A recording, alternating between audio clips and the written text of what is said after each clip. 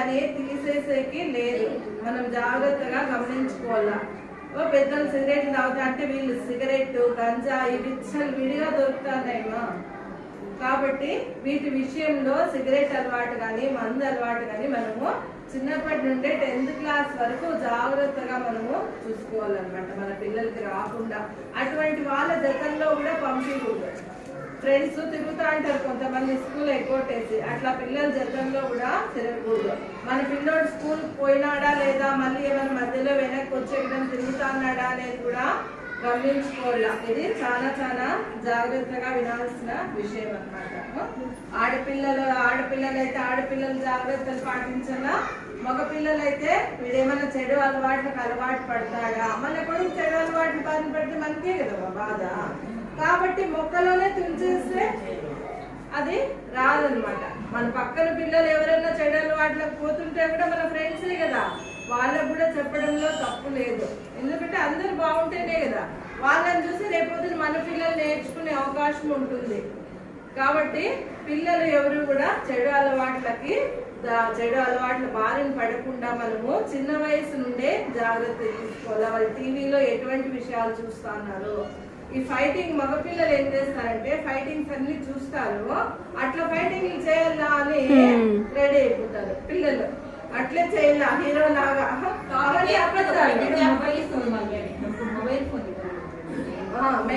Main mobile phone అవసరం లేదు మా ఈ వయసులో పిల్లలకి.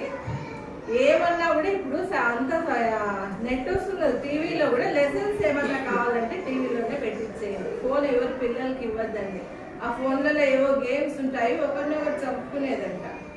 అవి చూసి క్లాసుల్లోకి వచ్చి మగపిల్లలంతా ఫైటింగ్, పబ్జి మెయిన్ గేమ్స్ ఆడలేదండి. ఆ గేమ్స్ ఆడే బదులు పిల్లలు 1 గంట చదువుకోమనండి. మీరు 1 గంట సేపు పిల్లలతో స్పెండ్ చేయండి మా సాయంకాలము. ఇది చెప్పడానికే మీటింగ్. మీకేమన్నా పిల్లలు డల్ అనిపిస్తే మేడంతో చెప్పండి, మేడం సరిగ్గా చదవడం, మేడం భయం పెట్టి ఎందుకు చదవడం లేదు చదవాలా అనే విషయము మీకు చెప్తుందనమాట. సాయంకాలం పిల్లలు వస్తానే పిల్లల్ని స్నానం చేయమనడము, 2 పూట్ల స్నానం చేయించండి పిల్లలకి. ఎందుకంటే హెల్తీగా ఉంటారు కదా, స్నానం చేస్తే క్లీన్గా ఉంటేనే మన ఆరోగ్యం మనకి బాగుంటుంది. సాయంకాలం వస్తానే స్నానం చేయమనడము, వేడి నీళ్ళు తాపడము. పిల్లలకు వేడి నీళ్ళు తాపడం వల్ల సగం డిసీజెస్ రావు. పొద్దున్న వేసుకుని ఒక 2 గ్లాసులు వేడి నీళ్ళు ఇచ్చేయండి పిల్లలకి స్కూల్కి వచ్చే లోపల. మధ్యాహ్నం ఫుడ్ కంపల్సరీ ఇక్కడ నీట్గా చేస్తారు. ఫుడ్ తినమనండి అందరినీ. సగం మంది తింటారు, సగం మంది పడేస్తూ ఉన్నారు. ఇక్కడ లక్ష్మీదేవి బాగా చేస్తుంది, నీట్గా చేస్తుంది, ఏమి అట్లా అందరూ చేయదు అనమాట. మేడమ్స్ కూడా దగ్గర నుండి చేపిస్తారు. కాబట్టి ఫుడ్ అందరినీ డైలీ ఎగ్గిస్తున్నారు. ఫుడ్ అందరినీ పిల్లల్ని తినమని చెప్పండి.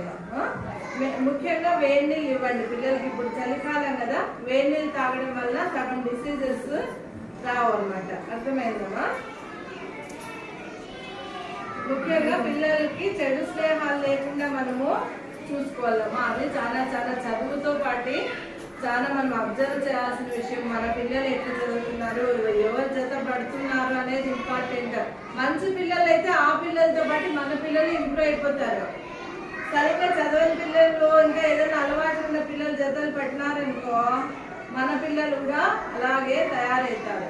మీరు చూసింటారు, కొంచెం బాగుండే వాళ్ళు జతలో తిరిగే వాళ్ళు నెక్స్ట్ ఎమ్మెల్యే జతలో తిరిగే వాళ్ళు నెక్స్ట్ ఎమ్మెల్యే అయిపోతారు అనమాట. అట్లా చెప్పేది మంచి నడవడిక ఉండే వాళ్ళ జతల్లో తిరగల. చెడు స్నేహాలకు మనము తావు ఇవ్వకూడదు. మన పిల్లల పైన మనము ఒక కన్నేసి ఉంచల్లా, మనము అబ్జర్వ్ చేయాలా.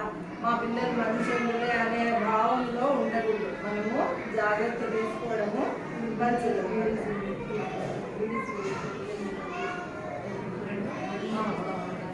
అంగళ్ళకి మెయిన్ ఇంట్లో అలవాట్లు ఉంటాయి. కొంతమంది బీడీ తీసుకొని రాకు, సిగరెట్ తీసుకొని రాకండి, ఇట్లాంటివి పిల్లల్ని పంపించద్దండి. పిల్లలు ముఖ్యంగా స్కూల్కి ఆబ్సెంట్ కానివ్వద్దండి. మీరు హెల్త్ బాగాలేనప్పుడు ఇక అది కంపల్సరీ. ఎందుకంటే ఆబ్సెంట్ అయినారనుకో, ఈరోజు చెప్పిండేది మళ్ళీ 2 రోజుల తర్వాత వస్తే వాళ్ళకి ఏం అర్థమవుతుంది? మేడమ్స్ మళ్ళీ రిటర్న్ చెప్పాలంటే కాదు కదా. ఏదో రెగ్యులర్గా వస్తా అంటేనే పిల్లలు ఒక దారిలో పడతారనమాట. మధ్యలో ఆబ్సెంట్ అయితే మ్యాథ్స్ అయితే ఇంకా అసలు అర్థం కాదు. చాలా మంది మ్యాథ్స్ డల్ ఎందుకుంటారు అంటే మధ్య మధ్యలో ఆబ్సెంట్ అయినప్పుడు దానికి వెళ్ళిపోతుంది కనెక్షన్, అర్థం కాదు. మళ్ళా చదివేకి టైం ఉండదు, నెక్స్ట్ సబ్జెక్ట్ మూవ్ అయిపోతూ ఉంటుంది పిల్లలకి.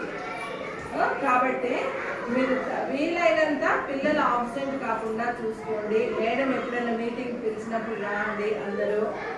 మీకు ఏమైనా డౌట్ ఉంటే మేడం అడగండి, మేడం చెప్పిన విషయాలు మీరు వినండి. ఇలా చేయడం వలన పిల్లలు బాగా ఉన్నత స్థాయికి చేరుకోవాలా. ఇది సుమారుగా దగ్గర దగ్గర 12 కోట్లు ఒక మొత్తం స్టేట్ వైడ్ ఖర్చు పెట్టి చేస్తారమ్మా ఈ mega event. Mega parents and teachers meeting మన ముఖ్యమంత్రి చంద్రబాబు నాయుడు గారు మరియు మన ఎడ్యుకేషన్ మినిస్టర్ లోకేష్ గారు ఎందుకు ఇంత ఖర్చు పెట్టి ఇది నిర్వహిస్తున్నారంటే పిల్లలు బాగా చదువుకొని ఉన్నత స్థాయికి వస్తే పేదరికం ఉండదు. ఇప్పుడు మనలాగే మన పిల్లలు బ్రతకగా లేదు కదా, వాళ్ళు ఉద్యోగాలు చేయాలా కదమ్మా. ఉద్యోగాలు చేయాలంటే ఒక రోజులో ఉద్యోగం రాదు. చిన్నప్పటి నుండి ప్రతిరోజు పడిన శ్రమే రేపు పొద్దున నీ కొడుకు కానీ నీ కూతురు కానీ జాబ్ చేయడంలో కనిపిస్తుంది అనమాట. ఇప్పుడైతే నా కూతురు 10th, నేను అసలు ఎక్కడ పోవడం లేదు, ఎందుకంటే ఒక రోజు మిస్ అయితే పాప వెనుకబడిపోతుంది. ఆ విధంగా మీరు కూడా పిల్లల్ని బాగా చదివించుకోవాలమ్మా. మెయిన్ పిల్లల కోసమే మన భవిష్యత్తు అంతా కష్టపడతాం, మన జీవితం అంతా కష్టపడతాం కదా. కాబట్టి మీరందరూ కూడా మేడంకి కోఆపరేట్ చేయండి. పిల్లలు చదువు విషయంలో జాగ్రత్తలు తీసుకోండి. చదువే కాదు ఆరోగ్యము. పిల్లలు ఆడుకుంటా ఉంటే హ్యాపీగా ఆడుకోనివ్వండి. సండే బాగా